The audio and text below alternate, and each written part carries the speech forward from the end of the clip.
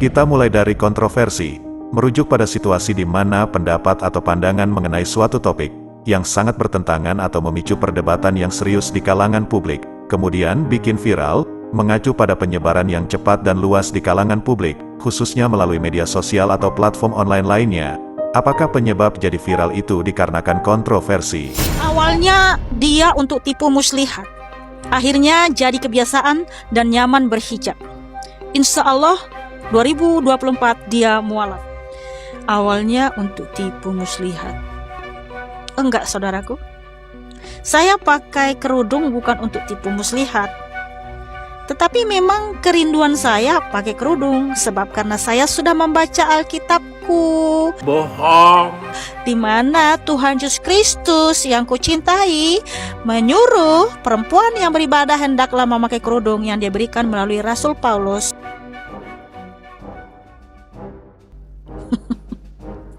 Awalnya untuk tipu muslihat.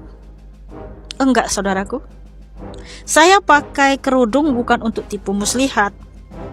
Tetapi memang kerinduan saya pakai kerudung sebab karena saya sudah membaca Alkitabku, di mana Tuhan Yesus Kristus yang kucintai menyuruh perempuan yang beribadah hendaklah memakai kerudung yang dia berikan melalui Rasul Paulus, dan Kristen sudah pakai kerudung sejak abad pertama tahun 50 Masehi. Kalau bohong itu jangan sampai ketahuan.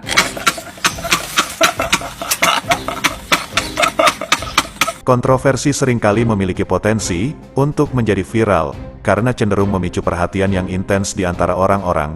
Nah, ketidaksepakatan dan ketegangan seputar topik kontroversial seringkali mendorong orang untuk berbagi informasi atau pendapat mereka, yang kemudian dapat mengakibatkan penyebaran pesan tersebut secara luas melalui media sosial atau platform online. Keterkaitan antara kontroversi dan viralitas seringkali terletak pada intensitas perbincangan dan ketertarikan publik terhadap isu-isu yang memancing emosi atau perdebatan. Setiap agama ada caranya tersendiri memakai tudung. Bukannya bertudung dengan cara meniru agama lain. Contohnya Kristen meniru cara Islam bertudung. Bapak yang terhormat, apa yang Bapak tuduh itu terhadap kami tidak benar. Sebab Kristen sudah lebih dulu sibuk mencari hiburan kan. Ya contohnya orang nonton video inilah. Terima kasih Bapak.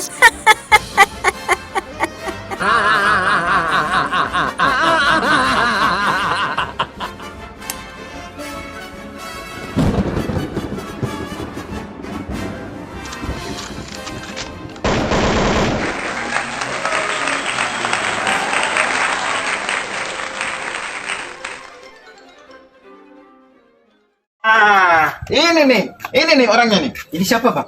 Ini Penyebaran kontroversi dapat memicu polarisasi, yaitu di mana opini atau pandangan publik terhadap suatu topik menjadi terpecah. Propaganda atribut ini bisa menciptakan pemisahan yang kuat antara kelompok-kelompok dengan pandangan yang berbeda, dan seringkali menyebabkan ketegangan atau konflik dalam perdebatan publik. Kemudian, pendapat di antara masyarakat yang kadang-kadang menghasilkan perpecahan yang mendalam antara umat Islam dengan orang-orang Kristen. Itu semua disebabkan karena perilaku Mikana sebagai oknum berkerudung dengan menggunakan salib dan agamanya Kristen. Saya yakin, si Mikana ini nggak bisa mengerti dan memahami kebiasaan para muslimah di negeri tercinta ini. Mungkin, jika dia melakukan kebiasaannya tersebut di luar negeri, ya, itu nggak akan jadi masalah. Ini di Indonesia. Kebiasaan berkerudung itu adalah atribut umum yang digunakan oleh seorang muslimah. Mungkin beberapa daripada kalian beberapa kali melihat tampilan yang cukup aneh ini. Seorang yang bahas agamanya, bukan agama Islam, namun mengenakan atribut layaknya seorang muslimah tapi dilengkapi dengan kalung salib. Tentu hal ini akan memicu kontroversi, dan kontroversi akan mendatangkan atensi akan mendatangkan viewers dan followers. Tapi memang sederhananya syarat untuk viral adalah kontroversi. Cuman sayangnya kontroversi seperti ini kerap meresahkan masyarakat. Iya, benar banget. Kontroversi memiliki potensi yang dapat meresahkan masyarakat, karena dapat menciptakan ketidakpastian, kebingungan, atau konflik di antara individu atau kelompok. Isu-isu yang memicu kontroversi seringkali melibatkan nilai-nilai keyakinan atau pandangan yang mendalam. sehingga dapat menimbulkan ketegangan emosional. Respon netizen tersebut terhadap kontroversi yang dilakukan Mikana itu dapat bervariasi.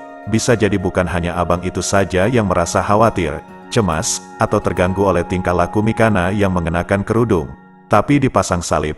Dan perlu diingat, dia juga beragama Kristen. Nah, penjelasan abang tersebut saya yakin mempunyai alasan mengapa beliau sampai bereaksi seperti itu. Kenapa hal ini bisa meresahkan?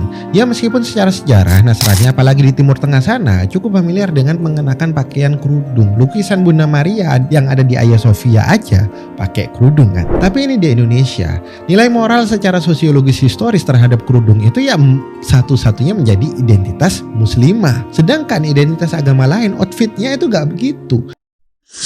Terkait penggunaan kerudung oleh Mikana selaku oknum Kristen di Indonesia, mungkin gak akan mempengaruhi norma sosial dan budaya, karena penggunaan kerudung seringkali diidentifikasi sebagai praktek keagamaan khususnya Islam yang mayoritas di Indonesia. Tetapi jika ada oknum Kristen yang memilih untuk mengenakan kerudung, kemudian dipasangi salib, dan pengajarannya selalu bergesekan dengan ajaran Islam, ini bisa menjadi suatu hal yang dianggap kontroversial, karena mungkin bertentangan dengan ekspektasi atau norma-norma tertentu. Penggunaan kerudung oleh Mikana ini dapat memicu ketegangan di antara umat beragama, karena pengenalan simbol keagamaan yang biasanya terkait tersebut, umumnya digunakan oleh muslimah di Indonesia, tetapi ingat, nggak pakai salib. Nah, kalau Mikana ini, penggunaan kerudungnya dipasangi salib, dan pengajarannya selalu bergesekan dengan umat Islam, itu semua akan mempengaruhi citra ajaran agama Islam menjadi buruk.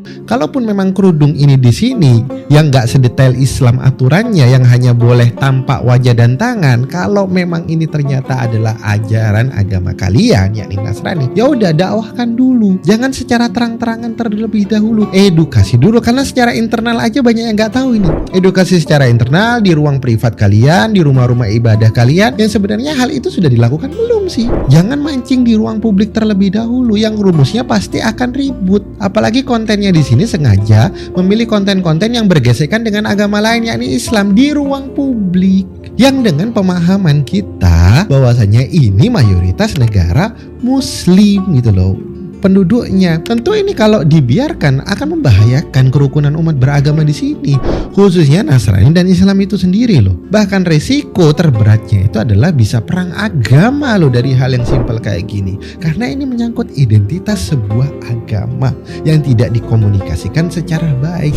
Setiap agama ada caranya tersendiri memakai tudung. Bukannya bertudung dengan cara meniru agama lain. Contohnya Kristen meniru cara Islam bertudung. Jujur ya, pakai kerudung itu terus dikasih salib, itu semua akan tahu ya, itu bikin gak nyaman umat Islam. Kamu pun pasti tahu. Kalau caranya begini, ini akan rasanya sama kayak dipermainkan identitas kita. Dugaan saya, penggunaan atribut keagamaan dalam konteks propaganda yang dilakukan oleh Mikana ini, dia bermaksud untuk memanipulasi atau mengaburkan identitasnya sebagai orang Kristen. Mikana berusaha menciptakan ketakutan atau kebencian terhadap kelompok tertentu.